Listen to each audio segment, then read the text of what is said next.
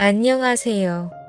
세상 만사 이런저런 별일이 많다지만 저 같은 경우도 있을까 싶어서 이렇게 사연 보내봅니다.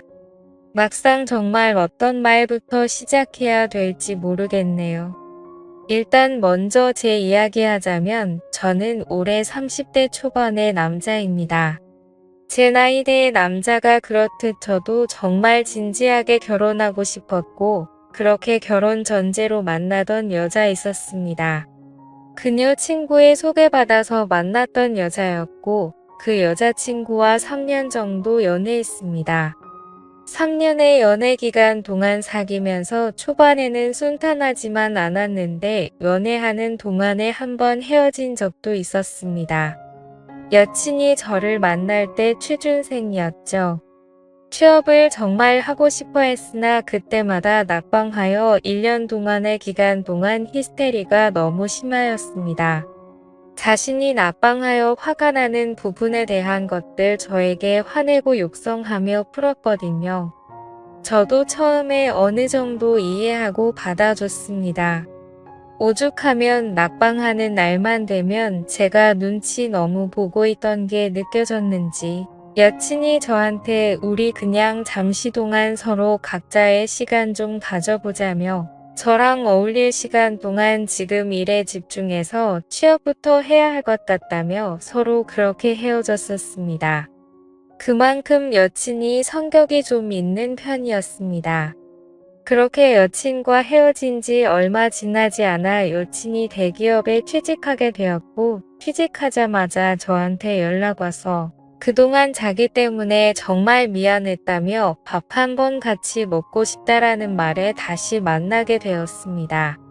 그리고 취직한 이후로 2년의 기간 동안 사실 별 문제 없었습니다. 여전히 여친의 성격적인 부분으로 인해 문제가 좀 있었으나 본인 취업하면서 자존감을 회복했는지 화가 나면 여전히 성격이 나오긴 했지만 웬만해서는 화를 내지는 않더라고요. 저희의 연애는 20대 후반부터 시작해서 30대로 이어지자 양가 부모님께서도 이제 다 알고 계셨고 슬슬 여친 집에서 결혼할 나이인데 왜 인사 오지 않느냐며 말하셨다고 하더군요.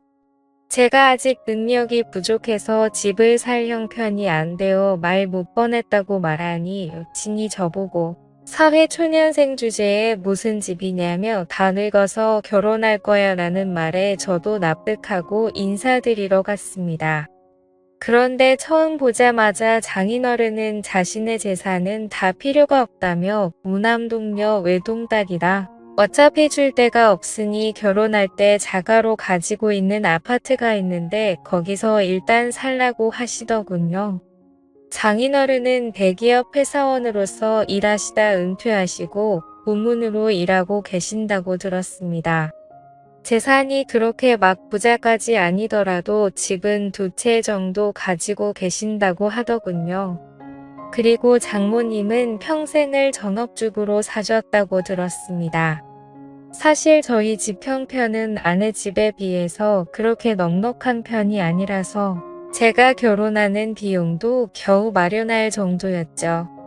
집에 손을 벌리거나 그런 기대는 할 수조차 없었거든요. 아버지께서 하시던 일이 잘 안 되셔서 빚만드셨고 제가 월급 받은 돈으로도 도와드리려고 하자 이 돈마저 주면 너는 결혼 어떻게 할 거냐며 오히려 부모인 내가 도와주지는 못해도 너 돈만큼은 너가 결혼하는데 쓸 수 있도록 모으라며 말하셨습니다. 그렇게 모은 돈 1억에 아버지가 그래도 결혼한다고 모으신 돈 3천만 원 주셨습니다. 그렇게 저희는 결혼을 하기로 했습니다. 결혼이 생각보다 참 복잡하고 힘들더군요.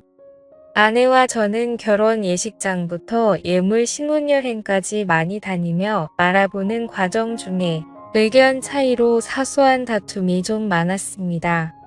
순간 결혼식 준비하다가 헤어진다는 커플들이 이해가 되더라고요. 저는 최대한 아껴서 미래를 준비하려는 저와 다르게 한 번뿐인데 최대한 성대하게 하고 싶은 아내 때문에 정말 많이 싸웠습니다. 그래도 어찌어찌 이야기 진행하여 결혼식 전날 자기는 친구들이랑 결혼 전에 밥도 사주고 놀고 오겠다고 말하며 저보고는 총각 파티하러 가라고 하더군요. 알겠다 하고 갔지만 저희 친구들도 제대로 노는 친구들이 없었기에 그냥 적당히 1차 식사, 2차 호프집에서 간단히 술 한잔하고 자정이 되기 전에 집에 들어왔습니다. 그리고 아내에게 전화를 걸어보니 전화를 안 받더군요.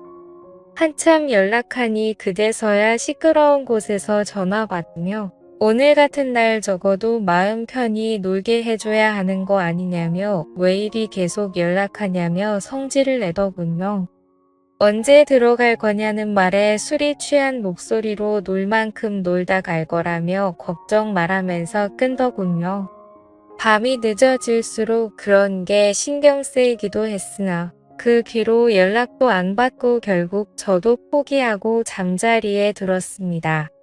다음날 식장에서 아내는 밤새고 온 건지 연신 피곤한 모습으로 있었고 마음속으로는 정신없던 결혼식 마치고 부랴부랴 유럽행 비행기로 올랐습니다. 저희 그 후에도 신혼기간 동안 많이 다퉜습니다. 전날 뭐 하느라 계속 연락 안 되었냐 어디에 있었냐는 제 질문에 친구들끼리 있는 것 뻔히 알면서 왜 그런 질문하냐고 성질만 내는 아내와 다퉜었죠.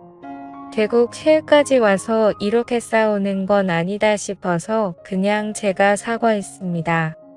화내서 미안한데 어느 남편이 아내가 결혼식 전날 연락도 안 되고 밤에 노는 게 기분 좋겠냐고 화 풀고 좋게 지내자고 했습니다. 남은 기간은 나쁘지 않게 보냈고요. 그렇게 신혼여행 마치고 돌아왔는데 아내가 갑자기 임신이라더군요. 저는 그때부터 기뻐하는 마음커녕 계속 불길한 생각이 들더군요. 정말 내 아이가 맞는 걸까라는 생각이 계속 들었습니다. 계속 찜찜하게 연락이 안 되던 결혼식 전날이 떠올랐지만 아내한테 그런 걸 표현할 수 없었죠.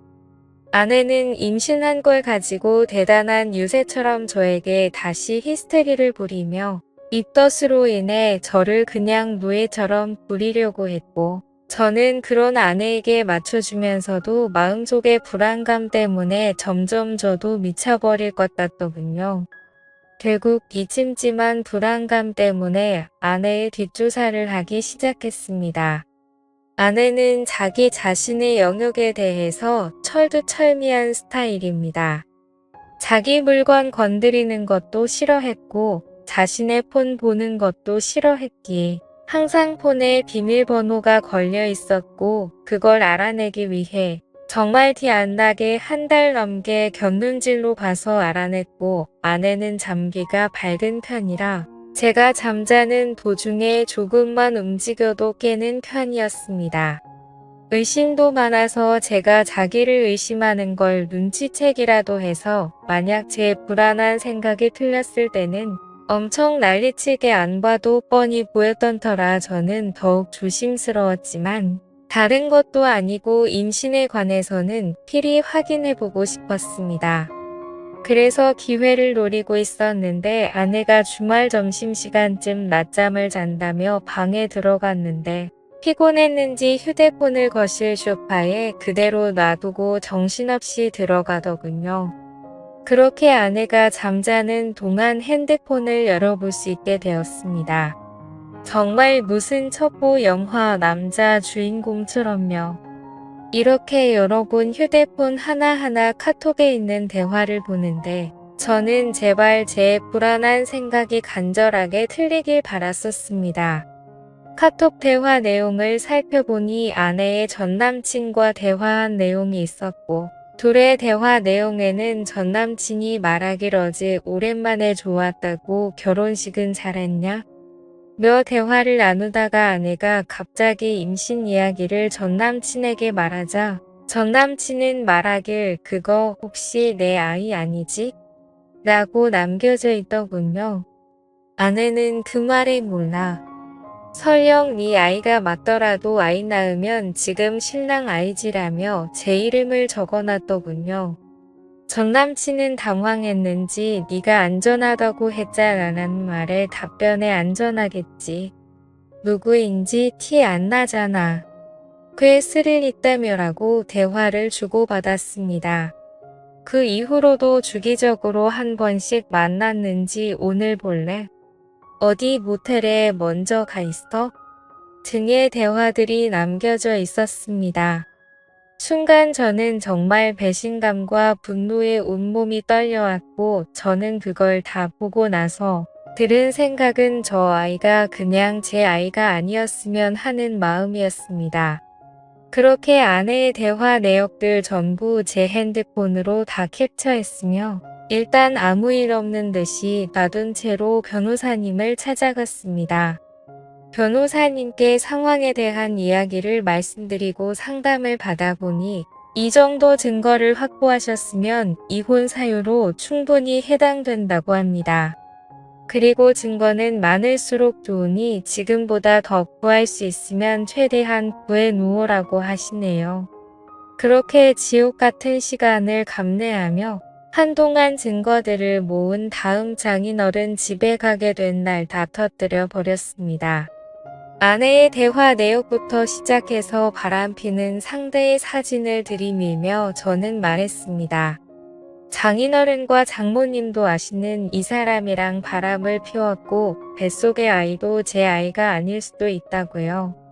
제 말을 믿지 못한 장인어른과 장모님에게 저는 증거물을 보여드렸고 제가 보여준 사진들을 보면서 어쩔 줄 몰라 하시더군요.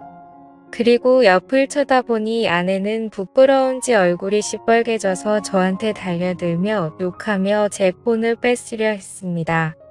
저는 그 와중에도 이 여자랑 못 살겠다고, 그리고 이런 여자가 뻔뻔하게 당당하게 사는 것도 아니라고 본다고, 이미 이 여자 회사 팀장과 동료들에게 메일로 모든 자료들까지 다 돌렸다고 말했습니다. 그러자 아내는 적반하장 저한테 오히려 고소한다길래 어디 한번 고소해보라고 했습니다. 그리고 너같이 더러운 여자가 이 세상에서 뻔뻔하게 사는 건 절대 용납 못한다고 했습니다. 장인어른이 그래서 이렇게까지 상황을 벌린 건 이혼하고 싶다는 거냐고 묻길래 장인어른 같으면 저 뱃속의 자식이 내 아이인지 아닌지도 모르는 자식 키우면서 히스테리나 부리는 여자 데리고 살 자신 있냐고 되물었습니다. 아무 말도 못하고 있는 장인어른에게 저는 말했습니다. 장인어른의 따님이 전 남친과 나눴던 카톡 대화 내역 다시 떠올려 보세요. 저는 그 카톡의 더러운 대화 내역들 생각만 해도 아주 치가 떨립니다. 그리고 그 대화 내역 증거 모으는 동안 피를 토하는 심정으로 참았었고요. 장인은 미안하다며 저에게 할 말이 없다고 하더군요. 그렇게 장인어른 집에서 나와 집으로 돌아오는데 눈물이 계속 흘러내렸습니다. 속은 시원했지만 그동안 이 여자를 사랑했던 제 자신이 너무 한심하고 밉더군요. 그렇게 저희는 이혼 절차에 들어갔고 위자료와 상간남 위자료까지 다 받았습니다. 그 여자 다니던 회사 자기 손으로 자진해서 나갔다고 하더군요. 이미 회사 쪽도 다 알려져서 다닐 수도 없었겠지만요. 그 후 아이를 출산했다고 장모님께 연락 왔길래 친자 확인을 해보고 만약 맞다면 양육비 부분에 대해서 다시 연락 준다고 하네요.